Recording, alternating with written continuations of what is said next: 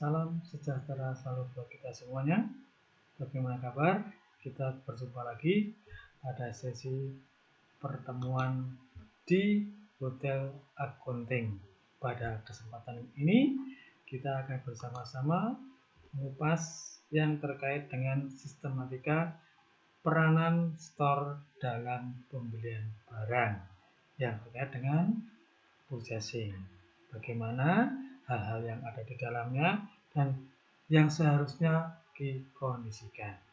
Baik, kita langsung saja mengupas tuntas terkait materi yang menarik ini. Ya, purchasing kita tahu adalah suatu departemen yang bertugas untuk melakukan pengadaan dan pembelian barang yang dibutuhkan oleh hotel. Ya, baik secara langsung kita kenal dengan istilah direct purchase, ya, atau juga secara tidak langsung, maksudnya indirect purchase atau melalui supplier dan vendor, ya. Jadi kita tahu memang di hotel itu biasanya kita menggunakan rekanan yang nantinya akan kita gunakan juga pembayaran secara tempo. Ya, suatu usaha dalam memenuhi kebutuhan atas barang dan jasa ini dilakukan oleh perusahaan atau hotel dengan melihat mutu atau kualitas barang tersebut, kuantitas mengenai jumlah, serta harga dan waktu pengiriman yang notabene diharapkan cepat dan tepat. Nah, itulah yang terkait dengan tata kelola pengadaan maupun pembelian barang yang ada di hotel. Ya, di sini kita mengenal ada 5 aktivitas dalam proses pembelian barang. Yang pertama adalah permintaan pembelian, di mana permintaan pembelian ini bisa dikondisikan baik itu dari accounting departemen sendiri atau juga terkait dengan departemen-departemen lainnya. Lalu juga yang kedua adalah pemilihan pemasok atau supplier maupun vendor. Biasanya ini kita mengkondisikan setiap kali ada pembelian atau pengadaan barang kita memerlukan minimal 3 supplier agar nantinya kestabilan harga bisa tetap terkondisi dengan baik. Lalu yang ketiga adalah penempatan order pembeliannya. Ya, apakah sesuai atau belum? Kalau belum ya langsung dituturkan. Dan juga ini terkait dengan penerimaan barang juga. Lalu yang terakhir yang terkait dengan pencatatan transaksi pembelian. Jadi yang terkait dengan pencatatan semuanya harus melalui mekanisme yang benar, yang tertib administrasinya, agar nantinya diharapkan dapat berjalan dengan baik dan juga sesuai dengan kebutuhan. Dan ini pun selalu berkesinambungan. Nah, itu yang terkait dengan aktivitas dalam proses pembelian barang. Ya, selanjutnya ada suatu hal yang perlu ditanyakan. Di sini biasanya hal pokok apa saja yang terkait dengan prosedur pembelian barang yang efektif. Nah, coba silakan ditebak atau dipikir-pikir atau dianalisa. Hal pokok apa saja yang terkait prosedur pembelian barang yang lebih efektif itu apa saja yang harus dikondisikan. Baik, selama kita kupas ya terkait dengan pertanyaan yang bagus ini. Ya, hal-hal pokok pembelian yang efektif. Yang pertama, dibutuhkan staf bagian pembelian yang memenuhi syarat. Syaratnya apa saja? Pertama, staf yang jujur. Ingat, setiap kali kita bekerja di hospitality industry dan dimanapun juga, jujur merupakan faktor utama. Lalu yang kedua yang terkait dengan semua supplier dan tidak mau diajak kolusi oleh supplier dari pihak manapun. Nah, ini. Di samping itu juga harus mengetahui tentang asal dari barang atau bahan yang akan dibeli. Bagaimana track record-nya dari tempat tersebut. Terkait juga dengan karakteristik dari bahan yang akan dibeli. Lalu juga cara penyimpanan dari barang yang akan dibeli, tahu cara memilih atau menyeleksi bahan dan spesifikasi barang atau bahan yang akan dibeli. Nah, itu yang pertama ya, harus kita pahami betul-betul yang terkait dengan hal-hal pokok pembelian ini. Ya, selanjutnya yang kedua, adanya pedoman yang dipakai oleh staf bagian pembelian dalam membeli bahan makanan yang dikenal dengan istilah standar purchase specification. Ya, standar purchase specification yang meliputi tentang kualitas barang, ukurannya, berat, dan lain sebagainya. Di mana dalam dokumen standar purchase specification ini, terutama barang atau bahan makanan itu perlu disiapkan dulu dan dimengerti betul.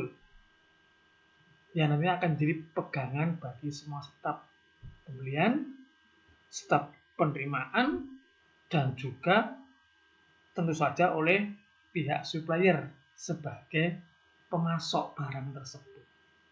Nah, ini ya, ini harus dikondisikan, harus sesuai dengan standar spesifikasi yang dikondisikan oleh pihak hotel, yang nantinya akan dikondisikan dengan pihak stafnya dan juga suppliernya. Tuh. Nah, lalu yang terkait dengan PMP-nya yang ketiga, ya, penggunaan metode dan prosedur pembelian yang efektif, yaitu apa ini? Dalam proses pembelian bahan makanan supaya diusahakan tidak terlalu banyak mempergunakan formulir-formulir yang nantinya akan menghambat proses dari pembelian barang itu sendiri. Ya, biasanya kita kondisikan melalui SR dulu, store requisition, lalu ditindaklanjuti seandainya tidak ada, lanjut ke purchase requisition. Setelah itu baru purchase order. Udah gitu aja yang terkait dengan pola pemahaman pembelian ini. Itu ya. Selanjutnya adalah yang terkait dengan target. Kalau tadi yang terkait dengan metode, adalah target bagian pembelian. Yang dimaksud di sini adalah proses pembelian barang untuk persediaan di gudang maupun pembelian untuk memenuhi permintaan barang oleh bagian lain. Jadi sejak pembuatan PR sampai ke PO, nah itu harus dikondisikan kapan barang tersebut akan dikirim dan kira-kira berapa lama proses pengirimannya ini. Kalau terlalu lama, ya kita kondisikan tadi pindah ke supplier yang lain. Makanya setiap pengajuan PR itu harus dikondisikan minimal 3 supplier agar nantinya apa? Stabilitas harga, stabilitas barang, dan juga pengirimannya sesuai dengan standar hotel. Tuh, ya, itulah yang terkait dengan target bagian pembelian. Di sini yang tidak kalah pentingnya adalah koordinasi departemen terkait. Ya, untuk mencapai target tadi, ya, untuk mencapai target ini diperlukan koordinasi, ya, dan juga bagian pembelian ini memerlukan analisa dan perhitungan yang matang. Selanjutnya, secara periodik dan transparan dapat diinformasikan halang-halangan yang terjadi selama proses pembelian kepada bagian yang meminta barang tadi. Contoh, housekeeping meminta suatu barang. Ternyata barang tersebut itu proses pengirimannya lama. Makanya disarankan agar nantinya kalau seandainya meminta barang tersebut, jauh-jauh hari housekeeping harus sudah mengkondisikan, jangan sampai menunggu habis. Soalnya apa? Yang terkait dengan permintaan barang tersebut notabene-nya memerlukan waktu agak lama di dalam proses pengiriman atau distribusinya. Nah, dengan memberikan informasi yang baik dan akurat ini, maka nantinya tidak jadi bahan pertanyaan dari bagian atau departemen yang bersangkutan. Tidak bertanya-tanya terus. Makanya saling koordinasi dengan departemen terkait, termasuk juga biasanya engineering itu kalau meminta suatu barang harus diujikan dengan soalnya salah sedikit saja tidak akan match dengan yang dimaksud. Itu ya. Baik.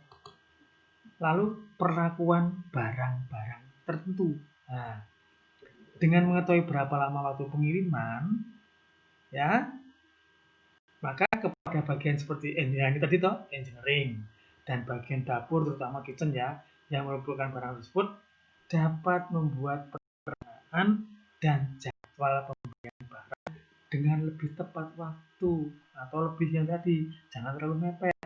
Ya, dimana artinya meminta barang keperluan operasional ini khususnya pada saat yang sudah kritis atau penting ya, jadi jangan last minute order.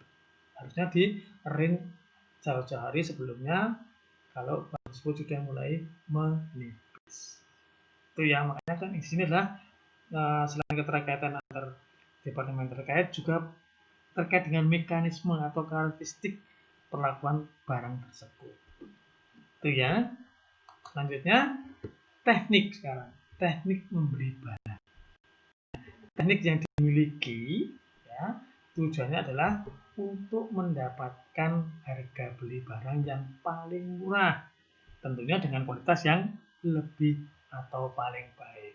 Nah, selain itu juga diperlukan teknik membeli barang lain seperti melakukan pendekatan supplier, yaitu bagaimana cara agar supplier tadi ya bisa atau bersedia mengantarkan barang dagangannya. Ya, yang tadinya tidak bersedia, akhirnya setelah melakukan pendekatan dengan baik dan teknik-teknik yang mujarab ya, akhirnya supplier tersebut berkenan mengantarkan barang-barang pesanan yang penting, walaupun memang temponya agak lumayan lama. Makanya disinilah psikologis yang terkait dengan hubungan antar supplier dengan bagian pembelian itu sangat diperlukan ya, jangan sampai nanti kita dengan rekanan tersebut tidak match ya, maka pendekatan inilah yang perlu dikondisikan juga. Salah satunya adalah cara teknik membeli barang atau mendapatkan barang. Itu ya. Ya. Sekarang selanjutnya adalah sistem pembelian barang. Bagaimana sistem yang ada? Ya, ada beberapa sistem pembelian barang. Yang pertama adalah sistem pembelian barang makanan, terutama jenis sayuran, buah-buahan dan makanan nyaman adalah memerlukan surat perjanjian kontrak biasanya dengan supplier